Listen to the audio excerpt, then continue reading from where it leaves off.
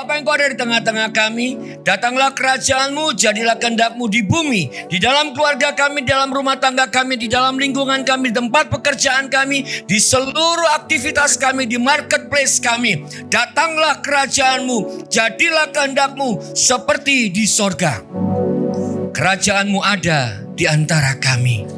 Kerajaan-Mu ada di antara kami. Dan kerajaan-Mu bukan soal makanan dan minuman, tetapi kuasa, damai sejahtera oleh karena Roh Kudus. Dan biarlah firman-Mu Tuhan memberikan kehidupan dan menghidupkan kami. Kami berjalan di dalam Engkau dan Engkau di dalam kami. Di dalam nama Tuhan Yesus yang siap menerima kebenaran firman Tuhan, katakan bersama, amin. Haleluya. Glory to God. Puji Tuhan. Silakan saudara duduk. Ada dua anak saya boleh sapa di sini.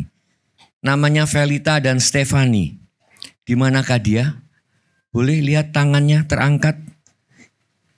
Ini ada, dua orang ini. Mereka adalah anak-anak dari PPDS penyakit dalam yang sedang belajar di Udayana di sini. Pak Rudi, monggo Pak. Kalau mereka berkenan, ya, mereka ada waktu. Mereka bisa bersama-sama untuk melayani di tempat ini, untuk melayani jemaat. Seperti yang kami lakukan di Roksanur, seperti yang kami lakukan juga di Lembah Pujian. Para dokter-dokter melayani di bidangnya masing-masing, yaitu di bidang medical ministry. Ya Pak Rudi ya. Monggo Pak, silakan. Jadi mereka-mereka inilah yang menjadi perpanjangan tangan daripada Tuhan yang ada di sekitar saudara. Dan hari ini saya, mungkin yang belum tahu saya Gary, saya dipercaya Tuhan sebagai dokter spesialis anak. Dan saya juga menggembalakan bersama-sama dengan Pak Antonius di sini. Dan beberapa gembala-gembala yang lain, saya di Roksanur, di bypass. Ada satu gedung namanya Roxy Sanur Arcade. Nah di sana kami menggembalakan bersama-sama dengan tim pemuji. Dan itu adalah anak sekolah minggu kami. Tadi yang main bass, lead gitar itu juga anak sekolah minggu. Dan mereka bertumbuh menjadi remaja. Mereka melayani bersama-sama. Karena itu Bapak Ibu Saudara sekalian, engkau yang punya talenta jangan pernah pendam talentamu. Mari gunakan kapasitas yang Tuhan sudah percayakan di dalam kehidupan saudara. Untuk apa? Mempermuliakan nama Tuhan. Loh kok diem? Halo, ada orang? Oh nggak ada ya? Oh nggak ada di sini. Baik, Bapak Ibu, terima kasih buat Kute Rock Center yang sudah mengundang kami kembali. Dan hari ini saya akan berbicara mengenai advancing the kingdom culture. Advancing kingdom culture berbicara mengenai bagaimana kita expanding, memperluas, memperbesar, memperbanyak wilayah-wilayah di dalam kerajaan yang Tuhan sudah percayakan. Berbicara mengenai kerajaan bukan berbicara mengenai bagaimana kita menjadi bos. Bukan berbicara bagaimana kita menjadi pemimpin yang kemudian disembah-sembah. No. Berbicara kerajaan, berbicara pemerintahan adalah berbicara bagaimana saudara dan saya memberikan pengaruh. Katakan memberikan pengaruh. Itulah tugas saudara dan saya. Di bidang apapun. Di 7 gunung. The 7 Spear yang ada, saudara boleh memberikan pengaruh. Di multimedia, di pendidikan, di profesional, di government, di multimedia, di musik, dimanapun saudara bisa memberikan pengaruh itu. Pengaruhnya apa? Datanglah kerajaanmu, jadilah kehendak-Mu di bumi seperti di sorga. Nah, baik.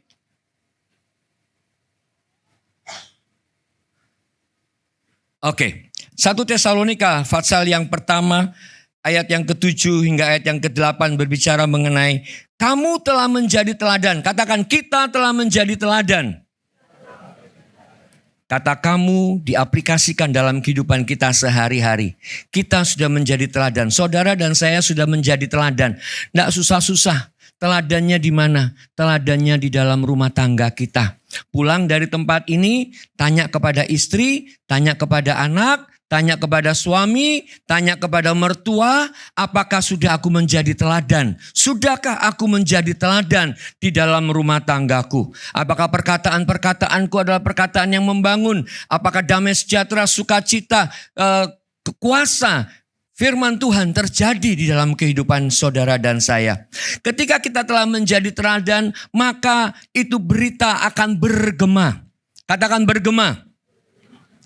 Adakah suaranya? Hanya gemanya saja. Kejadiannya sudah lewat, tetapi suaranya tetap ada. Dan inilah yang kita lihat, satu kebudayaan. Oke. Kebudayaan yang ada di sekitar kita, nggak jauh-jauh, hanya 8 jam dari Indonesia ke arah utara. Dan mereka di dalam tim sepak bola Piala Dunia 2022, timnya kalah. Tetapi ada satu yang akan selalu diingat. Gemanya kemana-mana, kebudayaannya adalah kebersihan. Tim dari mana ini? Tim dari Jepang. Semua orang pergi meninggalkan banyak hal.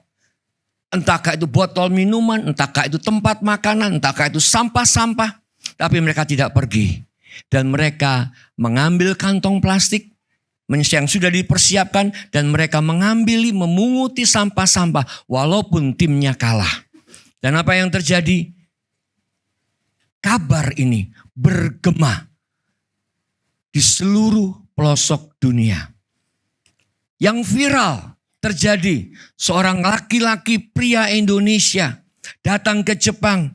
Dia merokok dan kemudian selesai merokok dia buang puntung rokoknya di pinggir jalan. Maka ada seorang pria Jepang yang melihatnya dan kemudian dia mengambil tisu dan dia memungut puntung rokok itu dan membuangnya ke tempat sampah. Dan setelah itu dia mendatangi pria ini. Dan kemudian apa yang dilakukan? Dia membungkukkan diri. Dan sejak saat itu, pria itu walaupun dia masih merokok, tetapi tidak pernah membuang sampah itu. Membuang puntung rokok itu di sembarangan tempat, tetapi membuangnya ke dalam tempat sampah. Bapak Ibu Saudara sekalian, kebudayaan yang dibangun dari sejak kecil. Dari sejak kecil mereka sudah mulai belajar tentang yang namanya norma, tatanan, nilai daripada kehidupan. Demikianlah dengan kerajaan Allah. Mengapa kerajaan sorga? Mengapa kerajaan Allah kita bicarakan? Ya agak sedikit lambat, rupanya saya harus dekat-dekat dengan monitornya di sini. Nah ternyata di dalam Alkitab kita, Yesus menyebutkan 126 kali tentang kerajaan Allah, kerajaan sorga. Dan secara Alkitab seluruhnya cuma 36 kali, nggak banyak disebutkan, tetapi itu mendasar, menjadi the basic. Yesus datang bukan untuk membangun agama. Dengar ini, agamamu dan agamaku tidak akan pernah bisa membawa kita masuk ke dalam kerajaan sorga. Seberapa kudus, seberapa baik, seberapa banyak amal budi kita, kalaupun itu harus ditakar, ditimbang oleh Tuhan, masih terlalu kecil. Firman Tuhan dalam kitab Yesaya berkata bahwa segala perbuatan baik kita itu seperti kain lara. Kain lara itu apa? Kain orang menstruasi. Dulu gak ada yang namanya diapers, pampers, softtek dan sebagainya, tampon dan sebagainya gak ada. Yang ada adalah kain lara itu. Nah kain lara itu apakah kemudian dibawa-bawa dan ditunjuk-tunjukkan, ini loh aku sudah melakukan yang baik? No, itu dibuang. Gak ada gunanya. Halo? Sebaik apapun, sekudus apapun, sesuci apapun, dari kategori manusia, manusia suci, manusia kudus, di hadapan Tuhan tetap kudusan. Kecuali dia datang kepada Yesus. Yohanes 1 ayat yang ke-12. Semua orang yang menerimanya diberinya kuasa menjadi anak-anak Allah. Semua orang yang percaya kepadanya tidak binasa, melainkan beroleh hidup kekal. Kita nggak bicara soal Natal bayi kecil seperti yang digambarkan, tapi kita sedang menantikan kedatangan Raja di atas segala raja. Karena itu hari ini kita berbicara tentang kerajaan Allah. Dan kerajaan Allah itu adalah kerajaan yang menginvasi. Kerajaan Allah yang memberikan pengaruh. Seberapa saudara dan saya sudah memberikan pengaruh kepada keluarga saudara. Terlebih dahulu itu keluarga kita. Dan kerajaan sorga, Tuhan juga berbicara Ya, tolong bantu saya multimedia. Mengapa kerajaan? Pada slide yang keempat. Karena Yesus datang. Sudah dinubuatkan oleh Nabi Yeremia 700-800 tahun sebelum Masehi. Dia berkata, seorang anak telah lahir bagi kita, seorang putra telah diberikan. Kata telah berarti sudah ada. Sementara wujudnya belum kelihatan. Kenapa? Karena Yesus sudah ada bahkan sebelum dunia ini dijadikan. Miles Monroe berkata, sebelum Kejadian 1 ayat yang 1, pada mulanya Allah menciptakan langit dan bumi. Ada namanya Kejadian 0 ayat 1. Kejadian 0 ayat 1 itu apa? Allah itu sudah ada. Sebelum semuanya ada. Bukan teori Big Bang. Tapi karena pribadi Allah, Sang Raja, Dia ada untuk menciptakan segala sesuatu. Lambang pemerintahan. Bukan lambang partai politik. Bukan lambang negara, bukan lambang agama, bukan lambang kepercayaan, bukan lambang denominasi gereja. Lambang pemerintahan ada di atas bahunya. Dan namanya disebut orang penasehat yang ajaib, raja yang kekal, bapa yang kekal, raja damai. Saudara dan saya menerima sesuatu hal yang paling dicari oleh orang-orang perjanjian lama. Mereka menanti-nantikan wujud daripada roh Allah itu. Di dalam perjanjian lama roh Allah itu melayang-layang di luar sana. Saudara harus hidup sesuai dengan tatanan di dalam kitab imamat. Tidak boleh ada cacat, tidak boleh ada celah, tidak boleh ada kenajisan, tidak boleh ada kerusakan, tidak boleh ada yang namanya kebobrokan. Tidak boleh ada noda sedikit pun. Baru engkau bisa melihat. Baru engkau bisa bertemu dengan pribadi Allah. Itu pun cuma satu. Satu kali dalam 1 tahun. Dan yang bisa ketemu cuma 1 orang. Siapa dia? Imam besar. Dengan kaki yang harus diikat. Dengan pinggang yang memakai gemerincing, genta. Kaki yang memakai genta. Kenapa? Karena ketika dia masuk melangkah ke dalam ruang Maha Kudus. Ternyata dia punya satu kesalahan. Maka imam-imam yang lain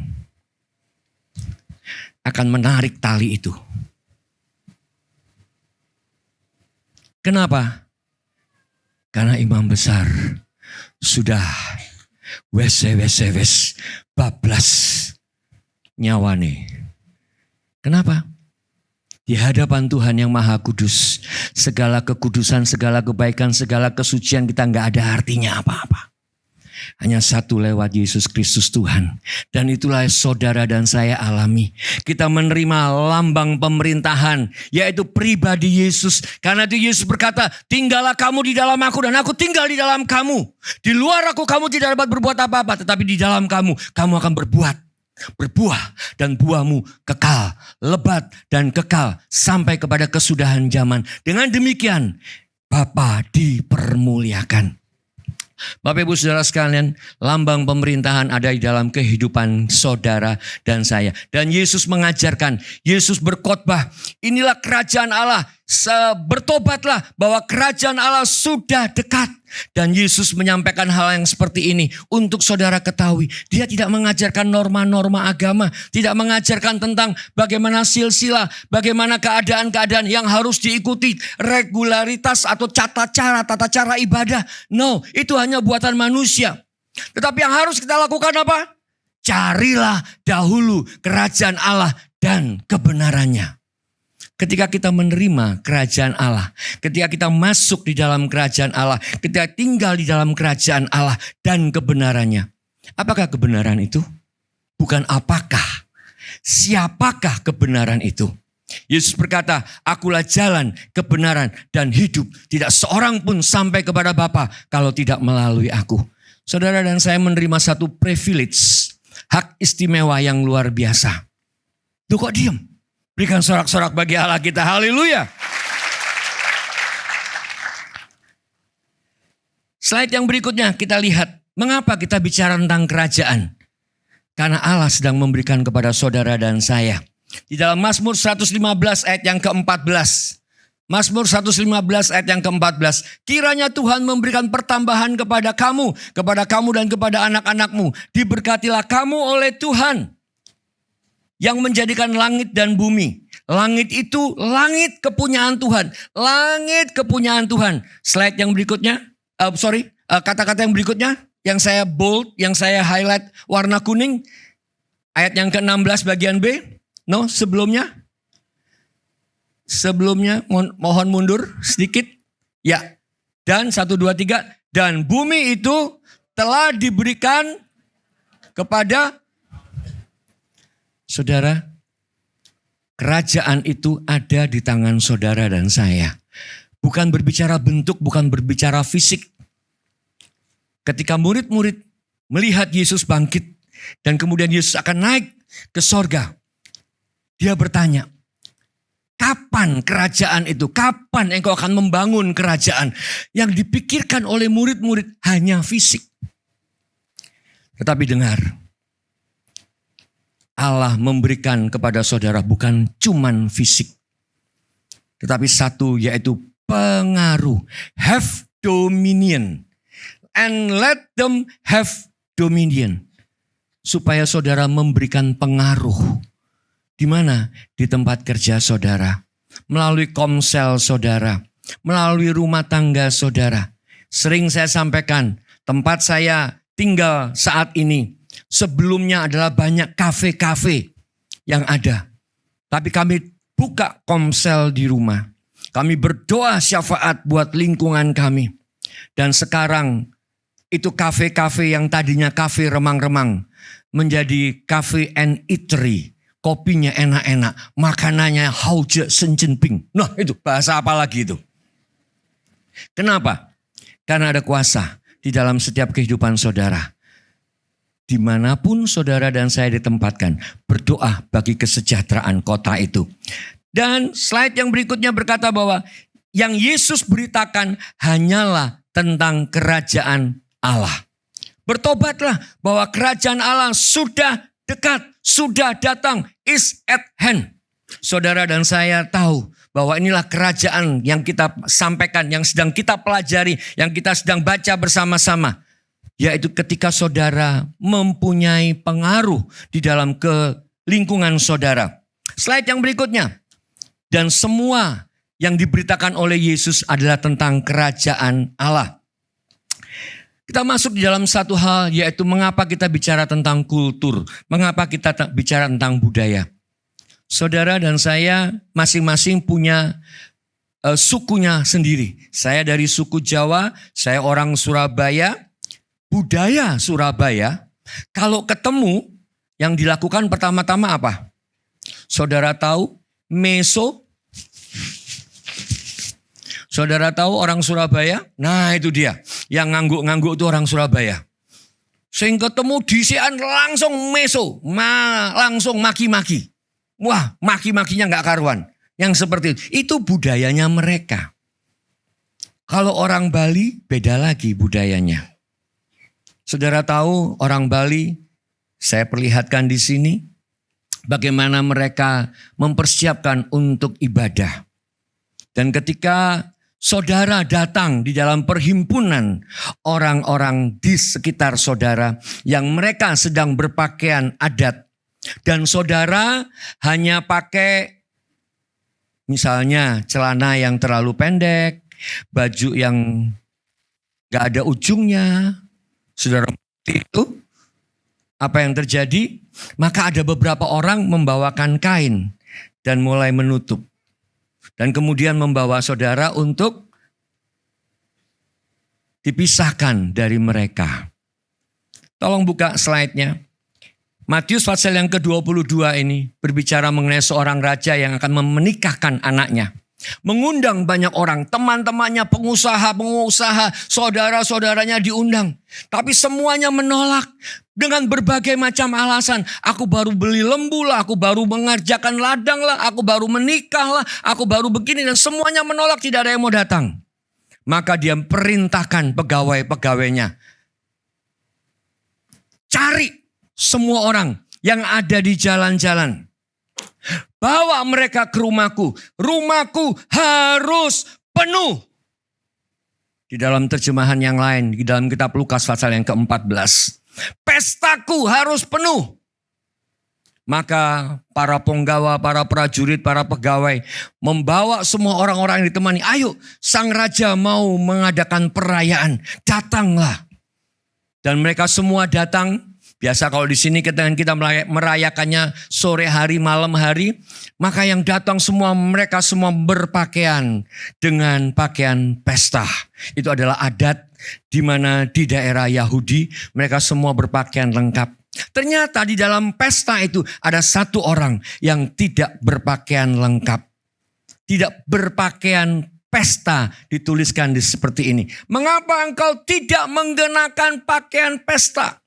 Padahal sudah tahu bahwa engkau diundang untuk pesta. Mungkin saja dia rumahnya jauh, gak sempat pulang. Mungkin saja dia tidak punya sanak saudara. Banyak alasan. Hari ini demikian juga buat saudara dan saya. Saudara diundang ke dalam pesta pernikahan anak raja, yaitu Yesus Kristus Tuhan yang akan datang untuk yang kedua kalinya. Sudahkah saudara dan saya mengenakan pakaian pesta itu? Pakaian yang putih bersih. Kain yang Tuhan berikan dari sorga. Yaitu kekudusan di dalam kehidupan saudara. Bukan karena kita hidup berusaha untuk hidup kudus. No. Tetapi karena Yesus Kristus yang menguduskan kita. Dan kita menjaga kekudusan itu. Seperti Filipi berkata, kerjakanlah keselamatan itu. Saudara dan saya sudah diselamatkan oleh Tuhan Yesus. Saudara sudah diberikan kekudusan dengan pakaian kekudusan. Karena Yesus yang kudus, Raja di atas segala raja, Imam besar yang tidak pernah berbuat dosa. Sekalipun dia dalam keadaannya sebagai manusia, dia dicobai tapi tidak pernah berbuat dosa.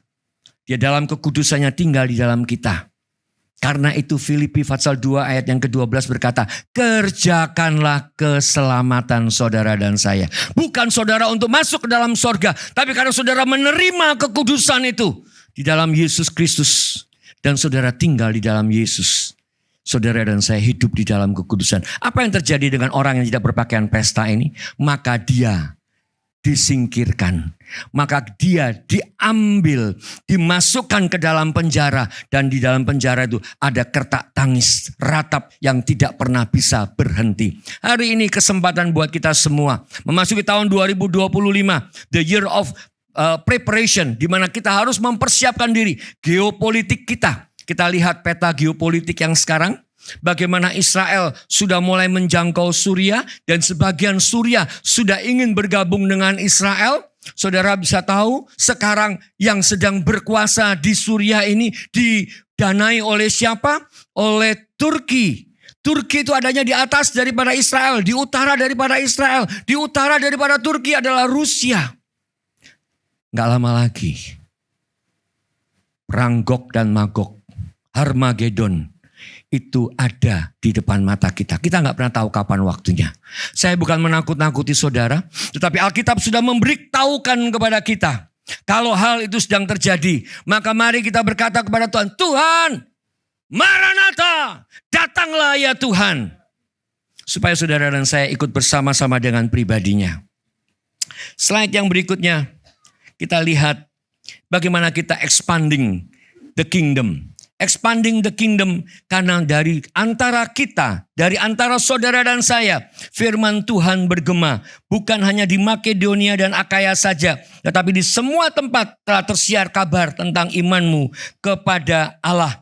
Dan apa yang menjadi penghambat daripada expanding the kingdom ini? Yang menjadi penghambat daripada expanding the kingdom adalah ketika saudara dan saya berselisih, tidak bersehati. Berbahaya sekali. Apa yang menyebabkan, slide yang berikutnya, apa yang menyebabkan berselisih dan tidak bersehati? Roh kesombongan. Seperti Lucifer, bintang dari timur itu, dia berkata, aku ingin menyamai yang maha tinggi. Maka seketika itu juga, dia bukan dilempar loh dalam bahasa aslinya. Dia terpental. Begitu seseorang mengharapkan sesuatu yang lebih daripada orang yang lain, sesungguhnya dia sudah terpental daripada Allah. Karena itu Rasul Paulus menasehati, Sintike, dan satu lagi adalah Eudia. Dua-dua ini wanita, saudara. Dua wanita kalau ketemu, waduh bahaya, saudara. Harus ada penengahnya. Dan penengahnya namanya Paulus. Eudia kunasehati, Sintike kunasehati. Supaya apa? Supaya sehati, sepikir, sejiwa di dalam Tuhan. Sehati, sepikir artinya menganggap yang lain lebih utama. Slide yang berikutnya. Bagaimana kita advancing? Bagaimana kita memperluas wilayah kerajaan sorga ini? Nah ini dia. Saudara capture saja. Waktunya saya tinggal 5 menit. Yang pertama, Filipi pasal 1 ayat yang ke-27 bagian A. Hendaklah hidupmu berpadanan dengan Injil Kristus. Wow. Bukan kepo dengan orang lain. Apalagi FOMO atau YOLO atau apalagi. No. Mari diri kita. Katakan diri saya dulu. Diriku dulu. Biarlah hidup kita berpadanan dengan Injil Kristus. Gak peduli orang lain.